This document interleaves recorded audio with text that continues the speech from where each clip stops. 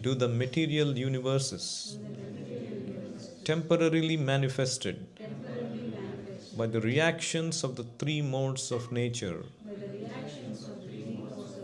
appear factual, although they are unreal.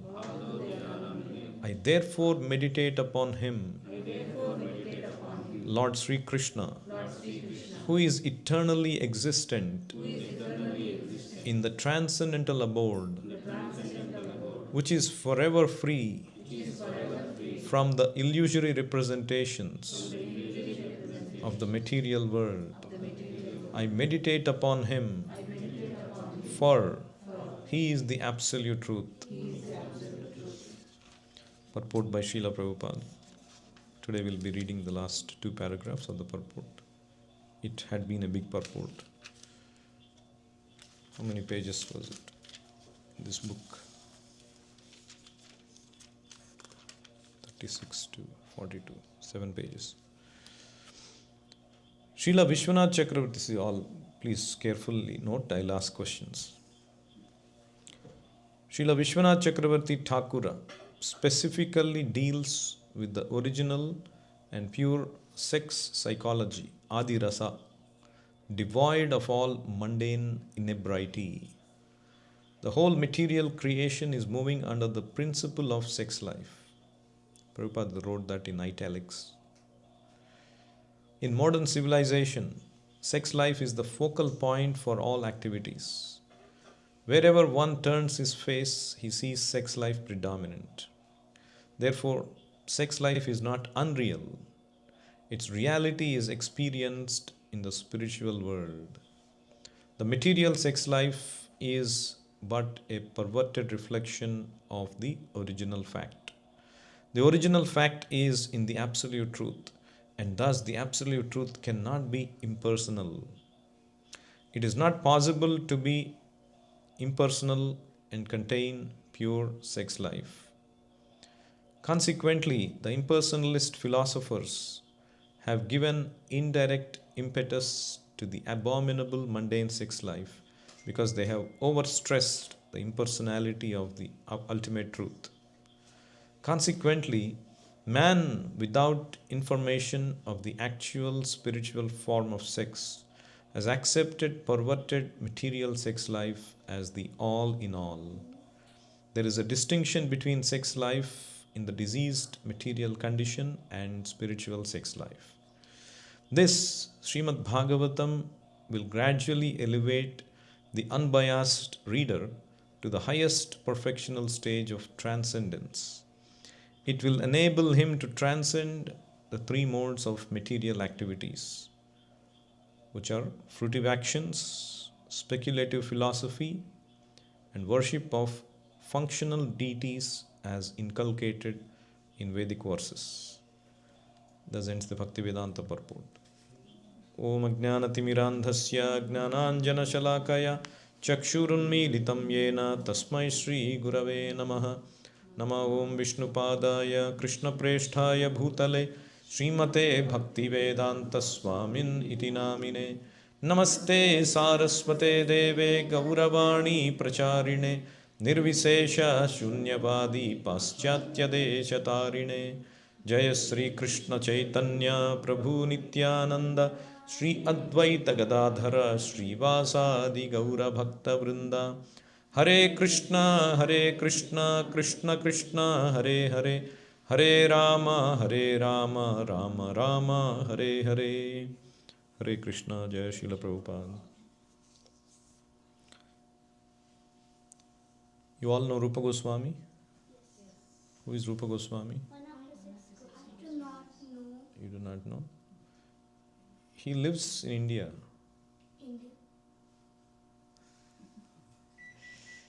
He said one of the 6 Goswamis. Who are the 6 Goswamis?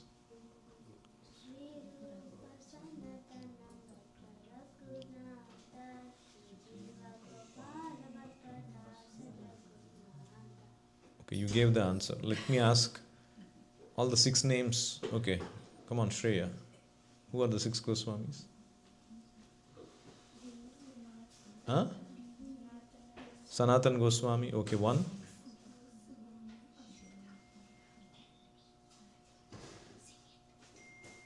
Okay, who are the other names?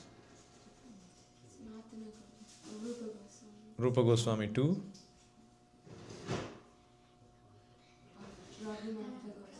Raghunatha Goswami,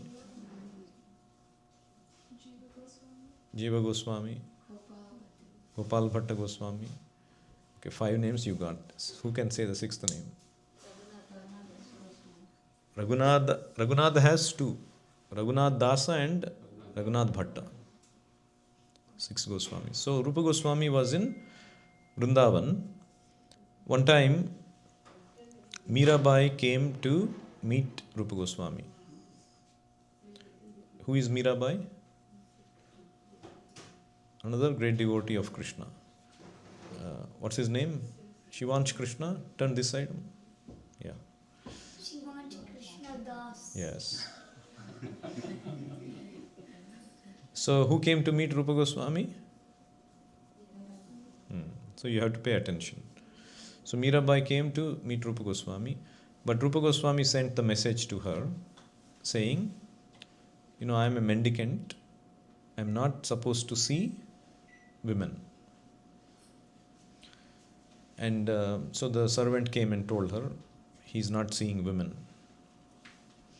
And Mirabai sent the message back. I thought only Krishna is the real male. Everyone else is female. Krishna is the enjoyer. Krishna is the Purusha, the only Purusha, and everyone is Prakriti. And then Rupa Goswami agreed, yes, what you are saying is correct. So Krishna is the actual only Purusha. What is the meaning of Purusha and Stree? Girl and boy, male and female. Typically, enjoyer and enjoyed. That is a typical meaning. But actually in this material world, everybody wants to be a Purusha. Means everybody wants to be an enjoyer. And the other person has to be enjoyed. So in other words, the so-called Stree also is acting as Purusha in this world. Everybody is acting as Purusha because they want to be enjoyer. Whereas, who is the actual enjoyer? Krishna is the enjoyer. And we are all what? We are enjoyed. Krishna is the energetic. We are what? If Krishna is the energetic, we are energy. If Krishna is the fire, we are we are the sparks. Heat, light. Krishna possesses the energies. So in that sense, all the spirit souls are Prakriti. We are not Purusha. But in this body, we are acting, I am the male, I am the enjoyer. But in the next body, I may become female. The next body, the female can become male. So these are all temporary coverings. So Prabhupada says, in this spiritual world, there is also relation between man and woman. But here the relation is a perverted reflection of that pure relation in the spiritual world. There is ultimate conjugal relation between Krishna and Radharani. That is the emblem of purity. That is the real ultimate sex life that exists in the spiritual world without any blemish, without any inebrities. Inebriety means, in this material life, if you engage in relation between man and woman, there are so many issues. There is breakups, there is pregnancy, right? There is so many other effects that come out of that relationship. But in the spiritual world, there is no such inebriety. It is pure. It is not based on lust. So we cannot understand how is that relation, the ultimate relation between Krishna and Radharani. Only when we become completely pure, we can understand. That is why the Shastra, the Acharyas advise, we should not jump into the pastimes of Krishna, Radharani, the gopis.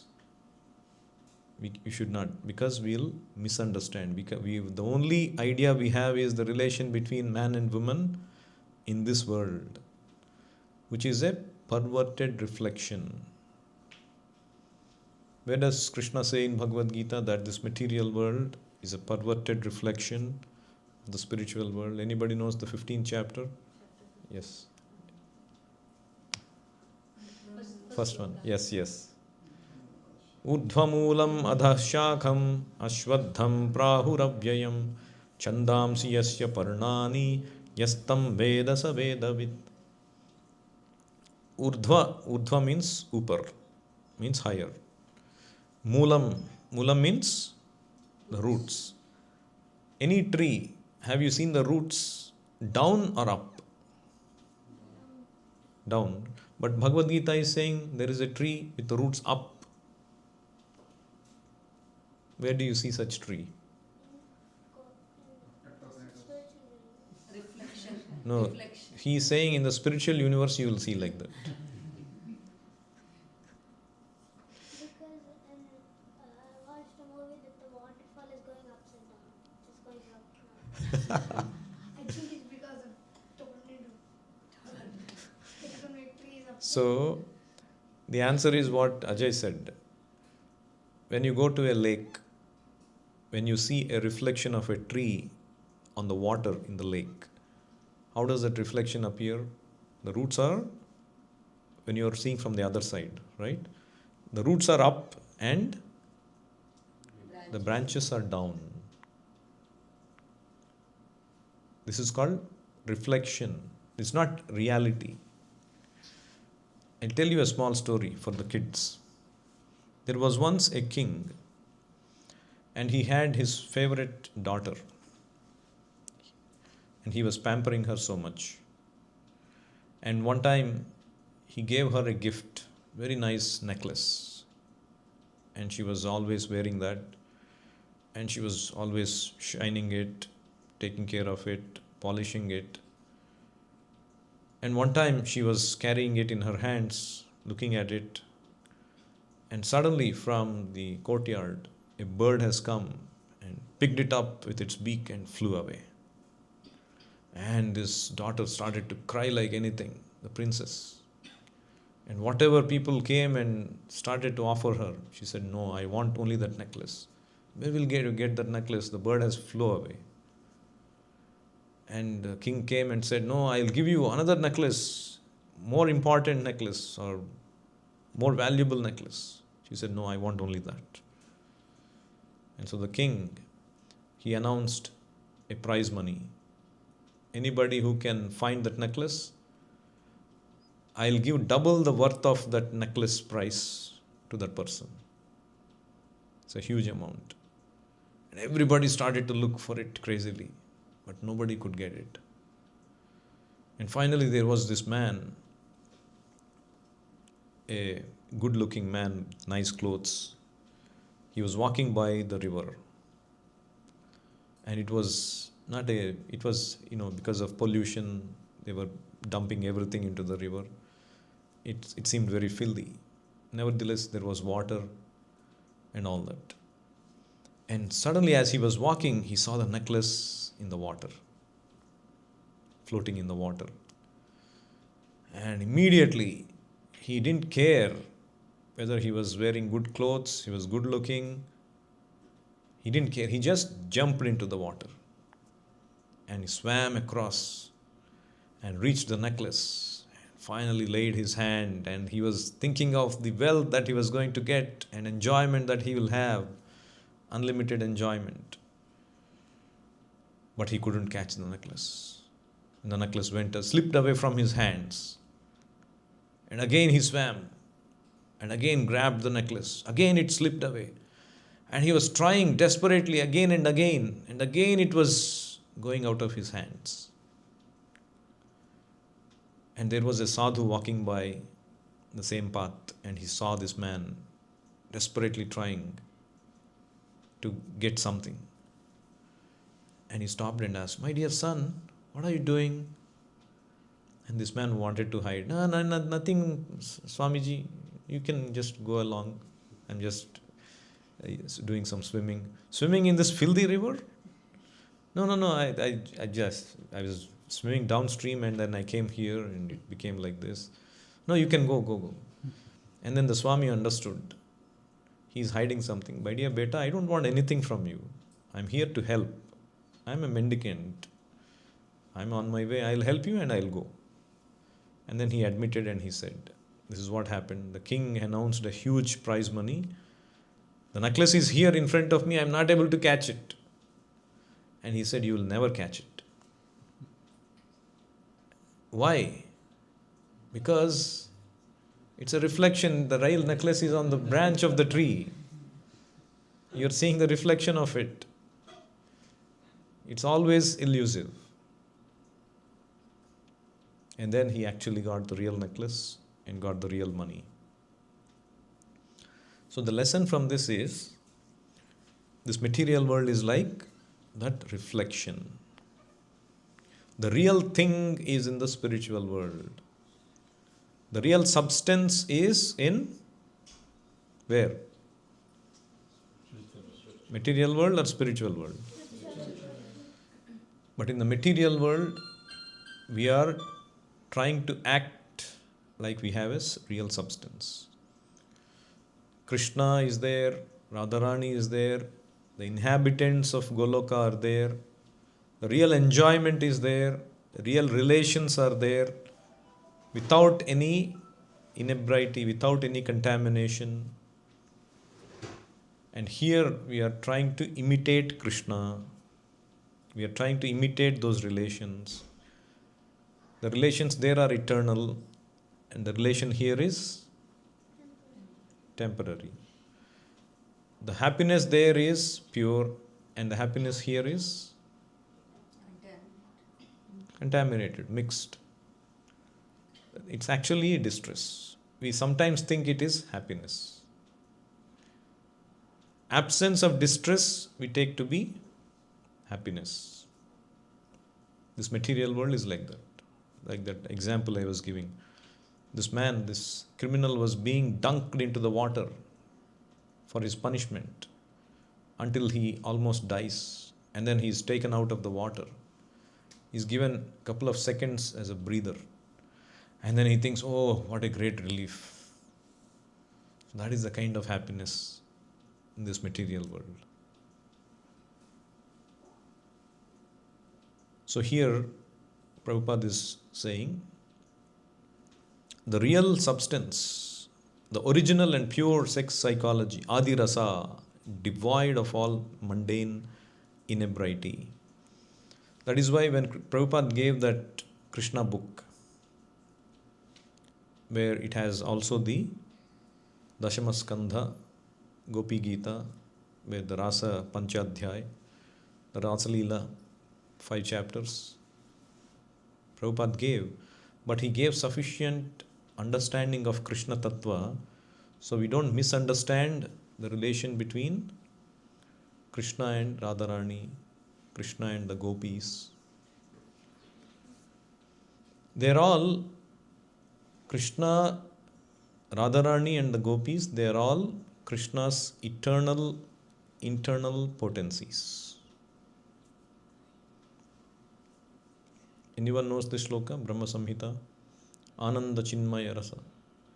Ananda Chinmaya Rasa Pratibhavita Tabhirya eva nijarupataya kalabhihi Goloka eva nivasati akhilatma bhuto Govindamadi purusham tamaham bhajami. What it means is, these associates of Krishna, Radharani, the gopis, They are all his Nija Rupataya Kalabihi, Krishna's own expansions, pleasure potencies. They are not different. It's not that here I am trying to enjoy somebody else immorally. No, they eternally belong to Krishna. Ananda Chinmaya Rasa, they are enacting this Ananda Chinmaya Rasa with Krishna. And Krishna is inviting, you can also come and participate in my pastimes. Because our original real happiness is there in that spiritual world. What is the purpose of Krishna consciousness? What is the purpose of sadhana bhakti we do in this world? Let me ask that question. Who can answer? What is the purpose of sadhana bhakti? Gradually cleanses our heart. Gradually cleanses our heart. It's a process we have to take up. Okay. Gradually cleanses our heart so that we can Go back to God. go back to Godhead. Why we cannot go back to Godhead now? We are contaminated. We are contaminated. So we need to get purification. As Rishabhadeva says, Tapo divyam putraka yena sattvam shuddhet yasmat brahma saukhyam tu anantam. Why we have to do tapasya?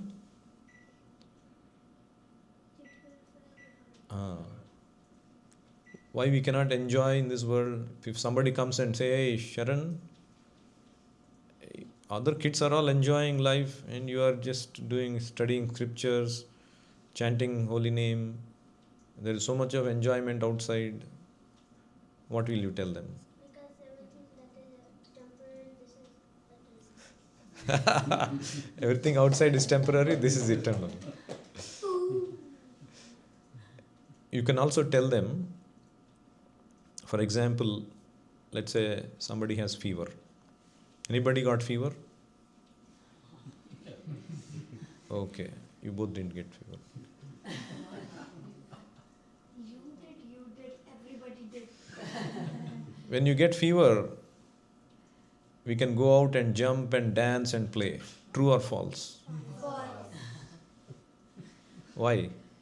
Because you're sick. Because you're sick. The body doesn't. You can eat. So what is that you made today? Mango halwa, right? You cannot eat cold stuff when you're sick. No, the mango lassi you can drink. Maza you can drink. No, you cannot. Why? Ice cream you can eat.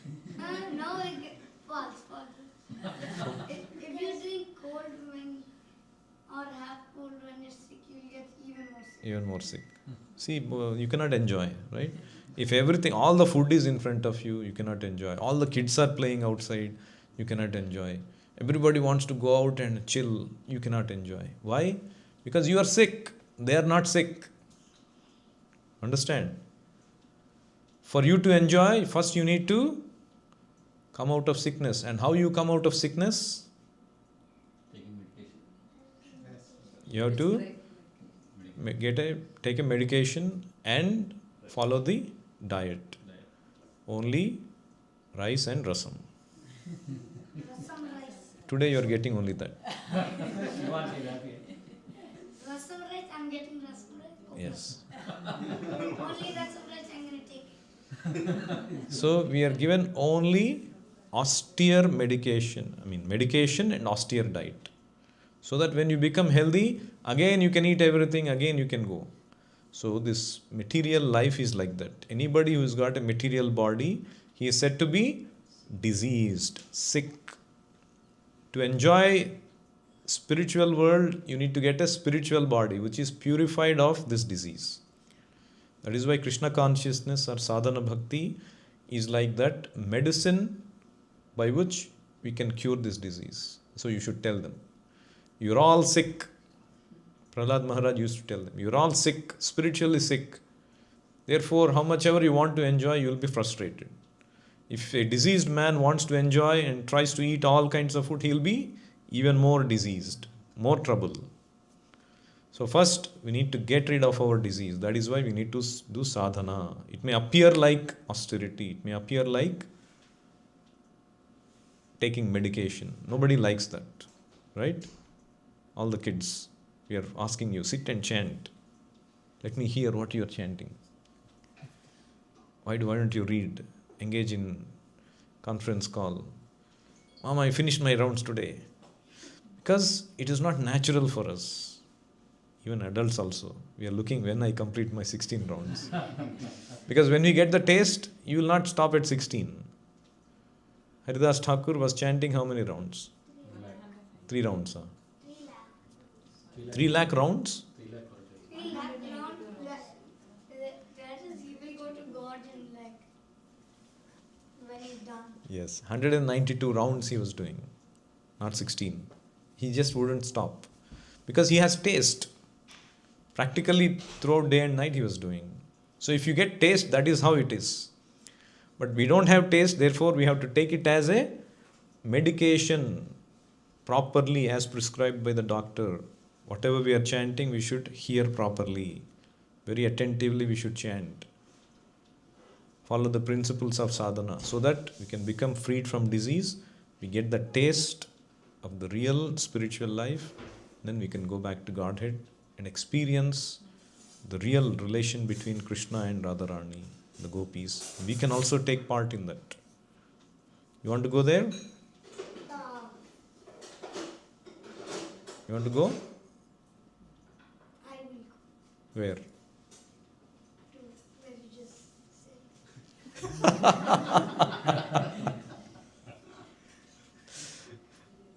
So we'll stop there. Anybody has any questions or comments?